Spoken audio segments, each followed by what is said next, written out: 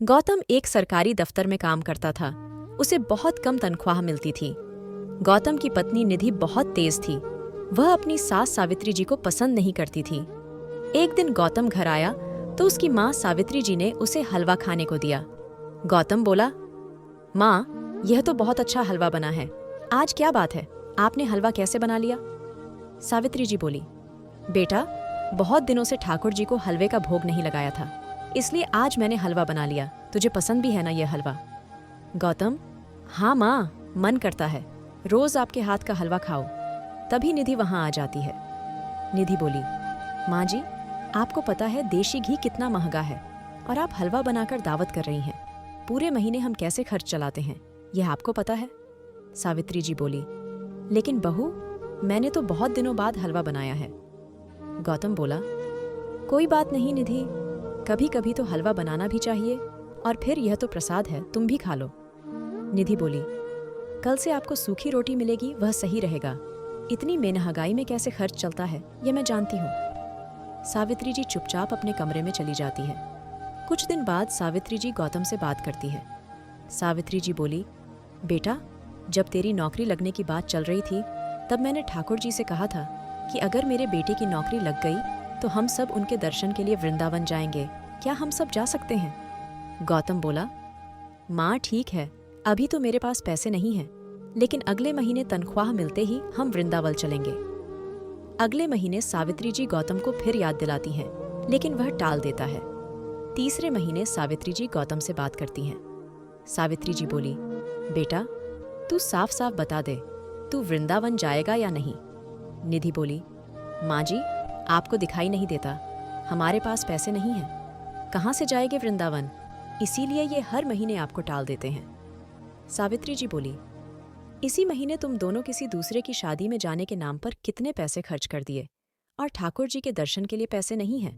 रहने दे, अगले महीने मैं अकेली चली जाऊंगी। गौतम बोला, माँ, तुम तो बेकार परेशान हो रही हो, सब ठीक ही चल रहा है, फिर बेकार में पैसे बर्बाद करने का क्या मतलब है? सावित्री जी बोली, तू ठाकुर जी का निरादर कर रहा है बेटा, यह अच्छी बात नहीं है। एक बार उनके दर्शन करके देख, तेरा जीवन बदल जाएगा। गौतम बोला, माँ, आपकी बेकार की बातों का मेरे पास कोई जवाब नहीं है, साफ साफ सुन लो, मैं कहीं नहीं जाऊंगा।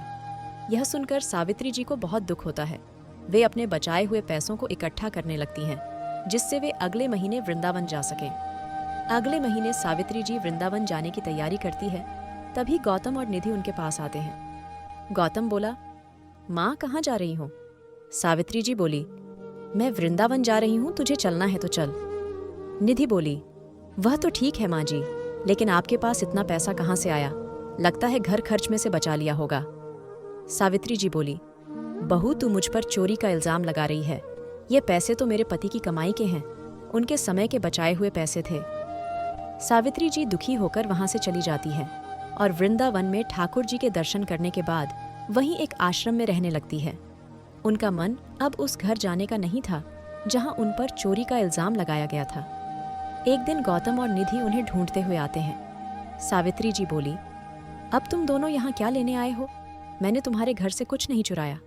गौतम बोला, माँ, हमें माफ कर दो, आपके जाने के बाद मेरी नौकरी भी चली गई, अब तो हमारे पास न घर बचा न पैसे। सावित्री जी बोली, मैंने कहा था ठाकुर जी का अपमान मत कर, उनके मंदिर में जाकर प्रार्थना कर, यदि उन्होंने तुझे माफ कर दिया तो सब ठीक हो जाएगा।